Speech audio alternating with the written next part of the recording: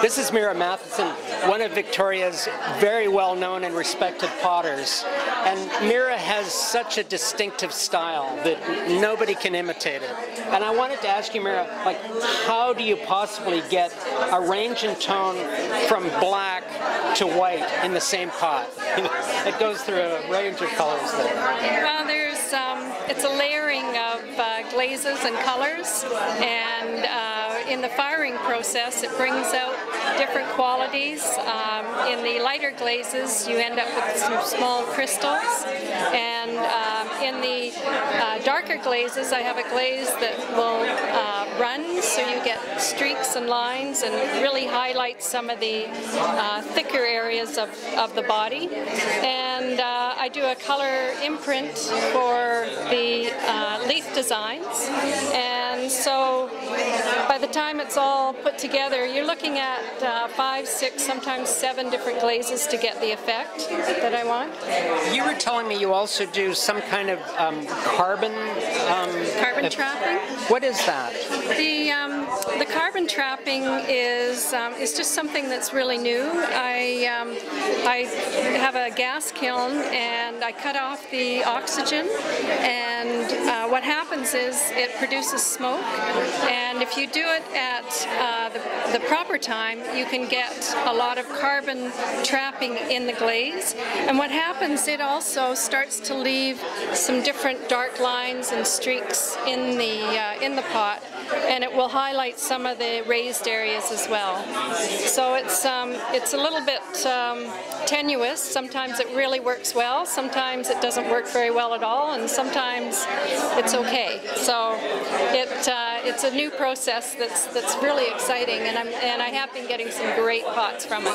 This is one that worked really well. Yeah, this is I thought this was as a prime piece. It is, it certainly is. Well, thank you so much, Mira. It's great to see some of your new vessels, and we're really looking forward to the work that you have at Fired Up this year as well. Thank you, John. Thank you. So I'm with Philippa Hudson at Eclectic, and Philippa has just created an amazing body of work dealing with both coastal BC and the amazing mountain ranges of the Rockies and coastal mountains. And Philippa, you have a history of hiking in the mountains. I mean, your experience is far more boots on the ground than most artists get. That's where I get all my material, John. I just love to be out in the mountains, or in my kayak, or in our boat. So we're up and down the coast, but while we're out there, we're also hiking the Coast Range or the Rockies. Yeah. So your inspiration is really from being in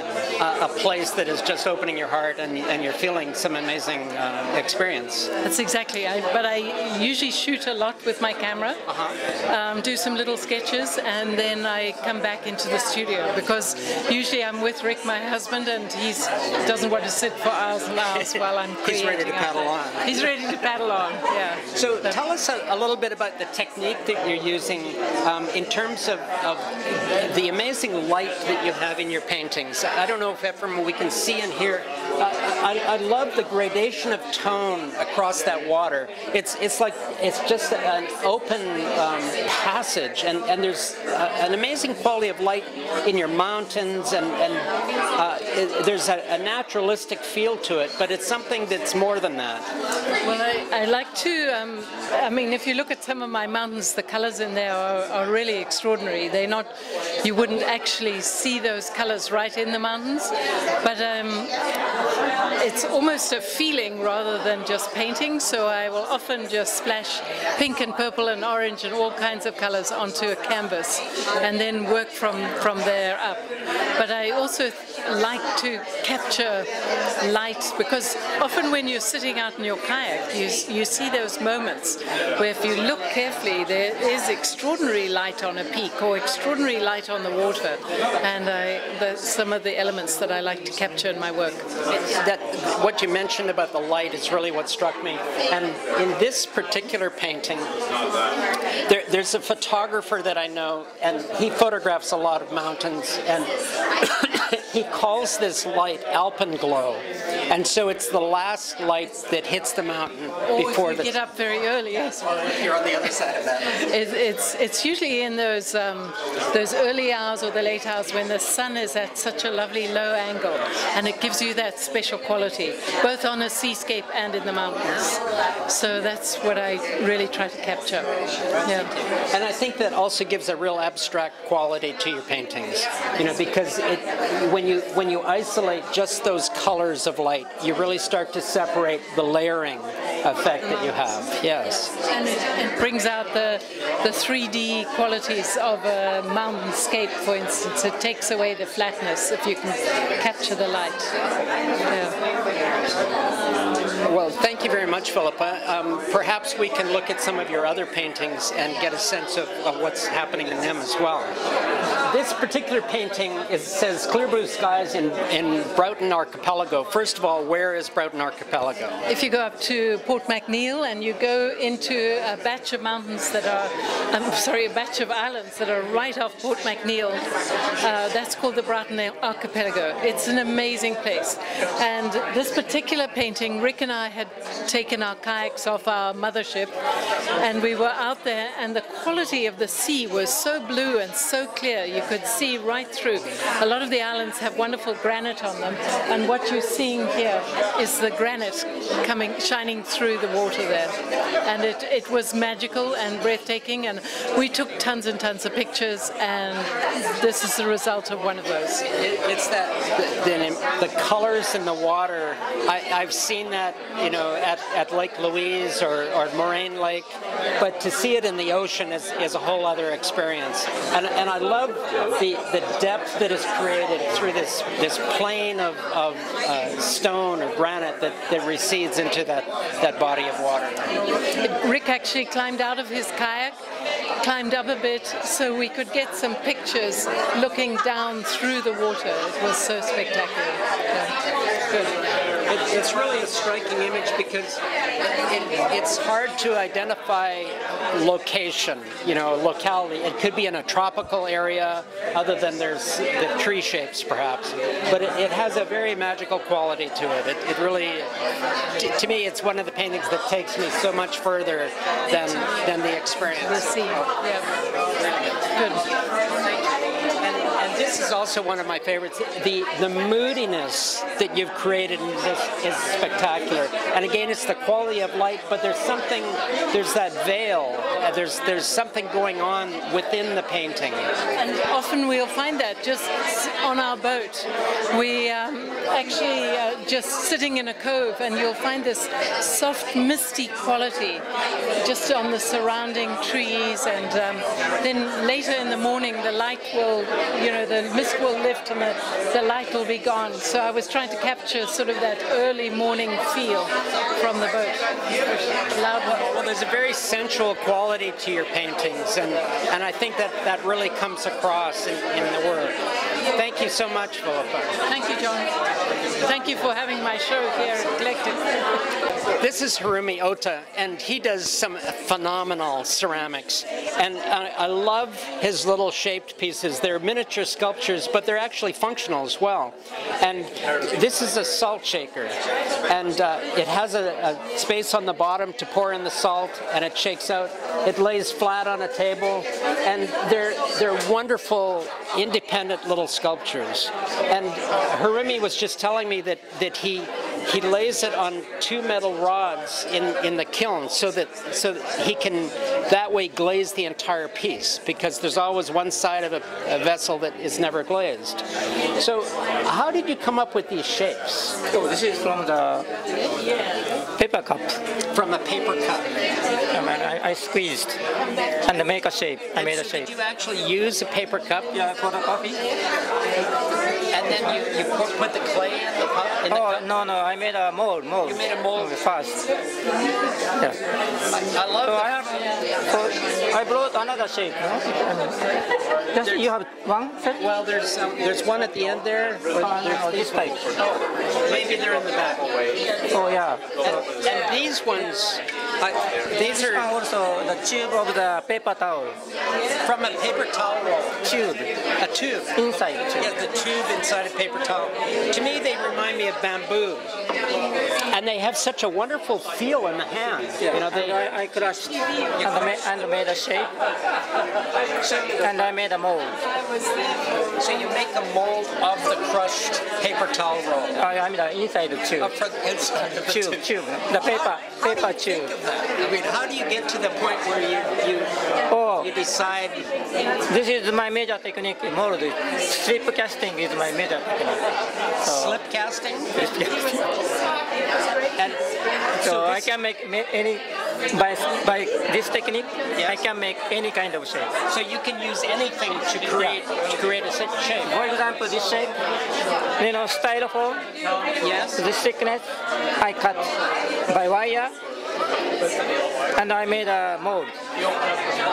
And this one styrofoam, I cut the styrofoam, I made a shape and attached. This one also. That's brilliant. I would never have thought of using styrofoam, paper towel rolls, and paper cups. So what is this material? Yeah, styrofoam. I cut styrofoam. I made a shape. And I noticed on this one, there's like looks like a little. Yeah, it's a broken piece, but just decoration. It's just decoration, but I love that aspect of it. That the unexpected is always part of your work. Well, I've also been really impressed, Harumi, with your most recent glazes. You've mastered something amazing here, where you have color on top of color, and the drawing is beautiful. So, is this inspired by some historical technique? Oh yeah, so this is a traditional technique.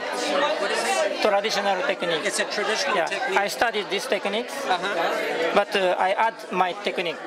But you've added more layers to it. Yeah. And I love the fact that the outside of the vessel also has the drawing on it. So you've drawn the glaze. So you use the glaze as a drawing rather than just something that you pour on and it creates its own. So I painted 2 glazes on the top. I layered. So depend on the temperature. Glaze will melt quickly, so it's difficult to control. You understand what I mean? So do you fire it with each color? Yes, and I glaze also. So I layered 3 glazes layered. 3 glazes. Yeah. And so each one of them is firing at a separate temperature. Well, they're really wonderful. I love how vivid the colors are that you're achieving in these. This is my new technique. Yes, it's very strong. Yeah, but basic is a traditional technique. It's a traditional technique. Yeah, it's a traditional form, but you've made it very contemporary. Well, thank you, Harumi. That's wonderful. Appreciate it. And we have an amazing ceramic show, and I wanted to ask Pat Weber a couple of questions. Pat's one of the founding members of Fired Up, and we're so delighted to be hosting a preview show for Fired Up. And Pat, we wanted to talk specifically about this pot of yours, because when I opened the box and this came out, it was just amazing. It really took me by surprise. Can you tell us a little bit about the history and about how you created it and what it is? Sure. The pot itself is wood-fired in an anagama, which is a long 3-day firing that takes a couple of days to load a kiln. Many people participating, and then all this sheen and matte is the result of melting ash. So the glaze, I have lined it with glaze, but the actual colors and variation are all from the melting ash. And so the blush is where there's less ash, and then it gets to this almost celadon, and that's where there's so much that it forms glass. So it's the ash that's forming the glass? From the burning of the wood. Oh, how amazing. And you keep stoking it, you know, very frequently in the mouth of the kiln and then on side ports for days.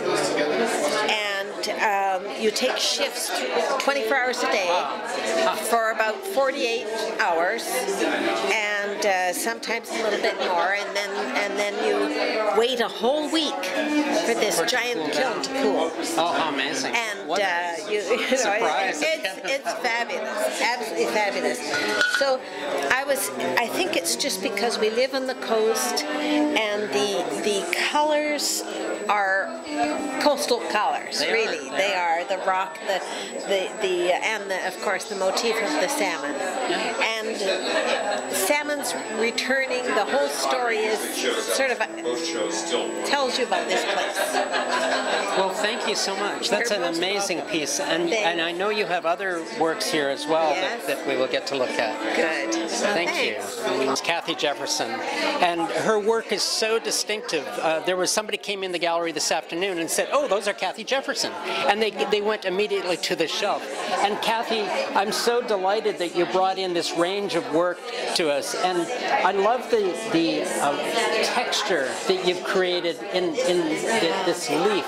It's just fun when you run your thumb, your fingers on it, you can feel the line, right? So that happens because of the salt firing, the kind of firing that it is, right? Is that an actual impression on there, or you've drawn it? I've drawn it, and it's a wax resist. So there's a gap, like there's two black lines with a space between it, and when enough salt hits it, it does this little line. See, if you look down here, you can see there's a line in that, but that fills in with the salt.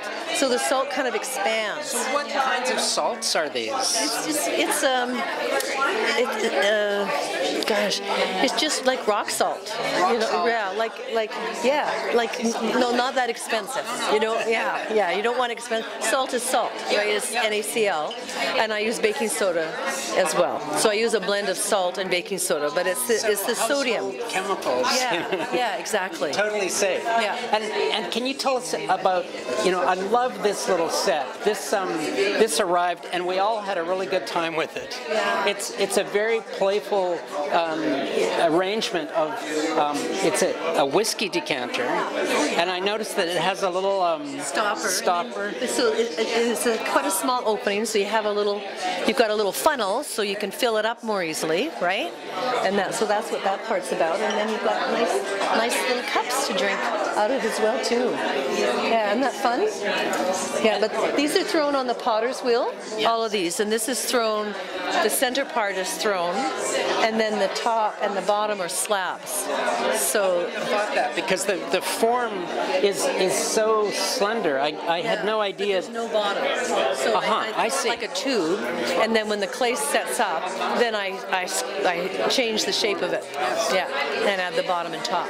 So your work is very tactile and very textural. Yeah, and the salt firing does that. The kind of firing that it is, and a lot of the pieces in the show are salt fired because the Fired Up gang came and did a firing at my place, right? So I'm the salt kiln person. Yeah.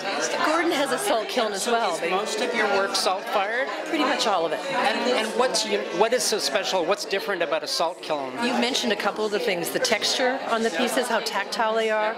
You get that surface that's kind of where a lot of salt hits things. It's called an orange peel here.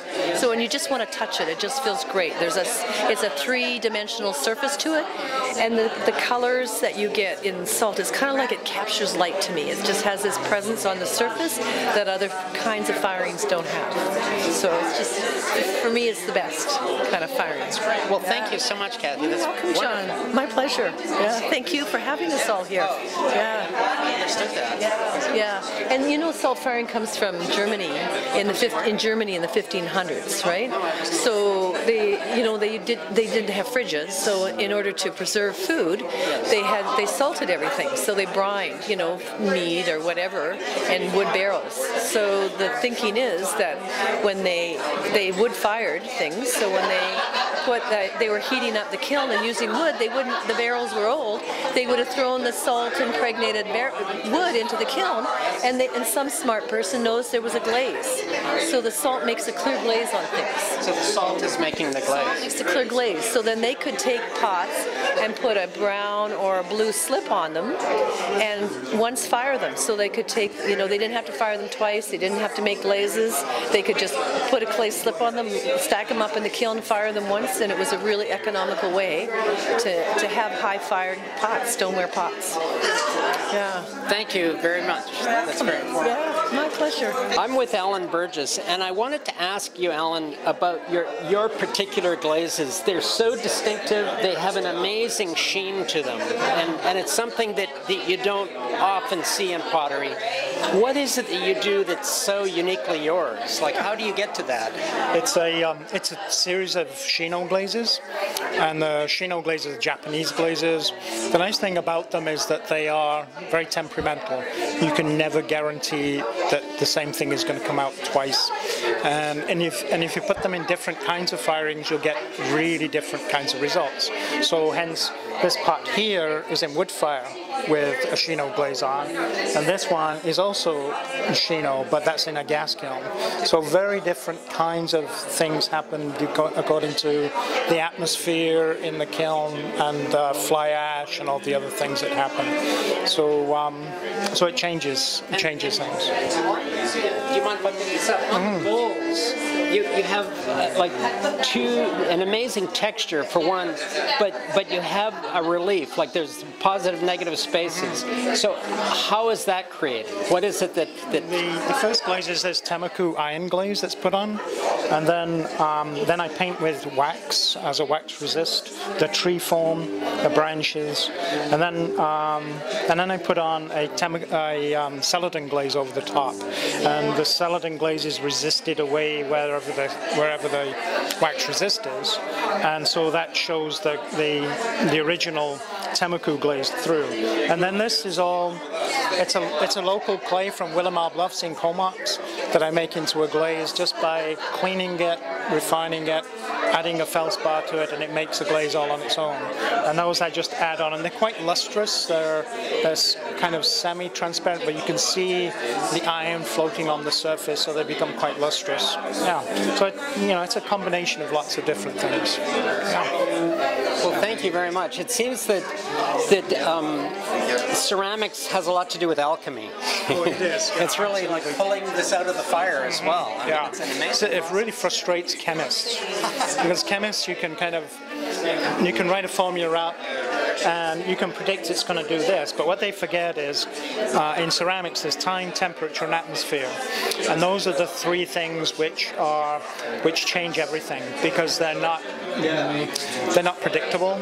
So the atmosphere in the kiln will change everything. So if you've got a copper glaze in a gas kiln and you put it into reduction, then that's how you get those beautiful copper red glazes that Walter gets in his pieces. Yeah. If you didn't reduce them, they'd be green. Yeah. So it is alchemy. Absolutely alchemy. Well, thank you so much.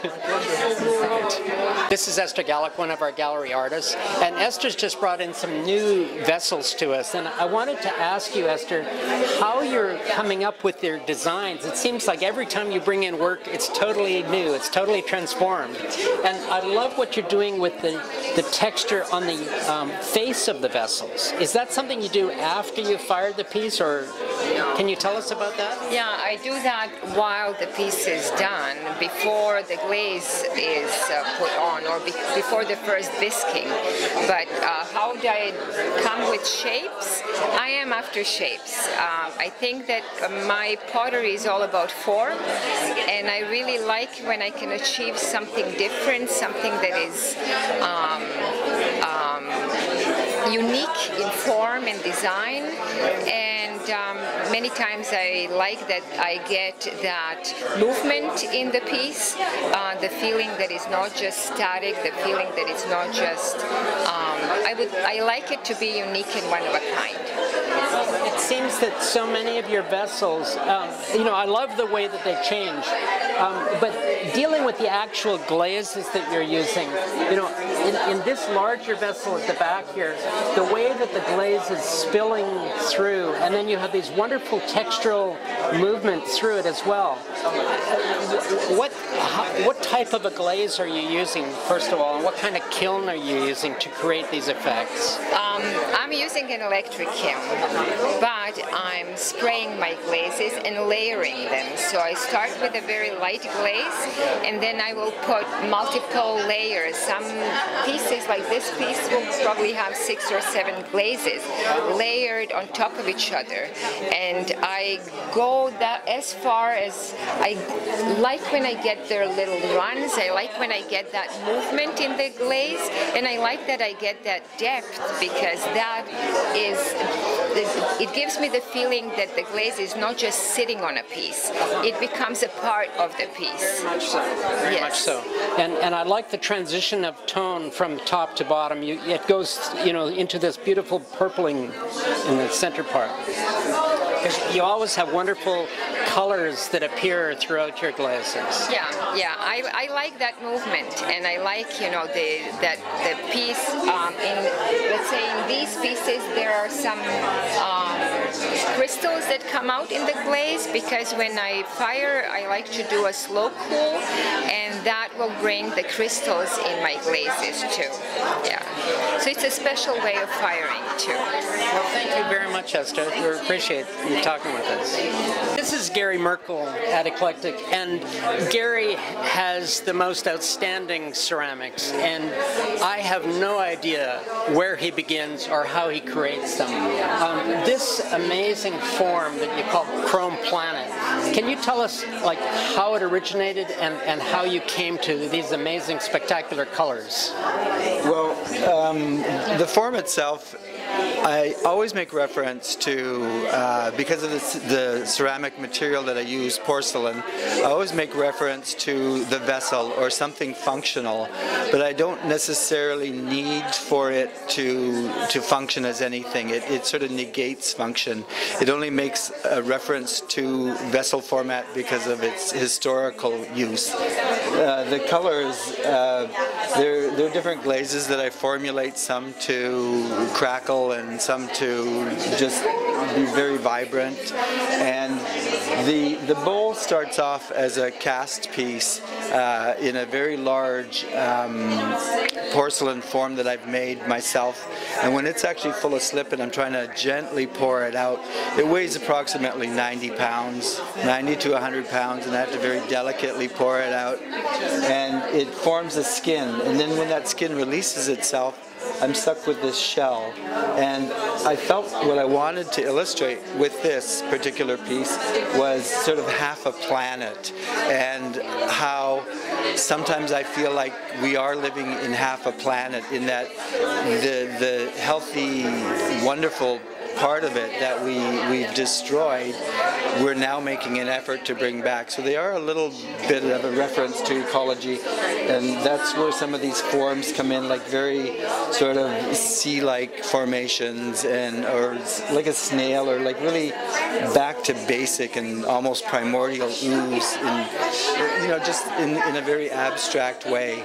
And I wanted for this to be just sort of chrome, so that it was almost a neutral, and so that the emphasis would be on the inside and just sort of the splashing of water and the movement of the oceans and stuff. And that's indicative of where I live on the west coast of Canada. Well, it seems that, one of the things that I've learned about pottery is that it's a process that takes a considerable amount of time. And in that time, you're really formulating ideas around that single piece of work. And it's also, you play. Your sense of creativity is very joyful and playful. I'm not afraid of color, and I love form, and I like juxtaposing the soft and the hard, the bright colors against the muted colors. I even like to do things that create a bit of tension, like this just sort of balancing on the tip is a little bit like our nature in the balance of, which way is it going to go? Are we going to survive, or is it going to crumble, with the ice melting and stuff like that? So a lot of the pieces of the sculptures do have a story to them, but I don't want to be so literal in that people can read it just point blank like that they look at it with intrigue, and that they don't just sort of discard the work as like, oh, that's nice. They look at it, they engage in it. If they happen to own it, they'll see something new, all the time, and they go like, I never noticed that before, and it's just, that's what I want to create. That to me is a successful piece. Well, thank you so much, Gary. Appreciate looking at it. No problem, John. Thank you.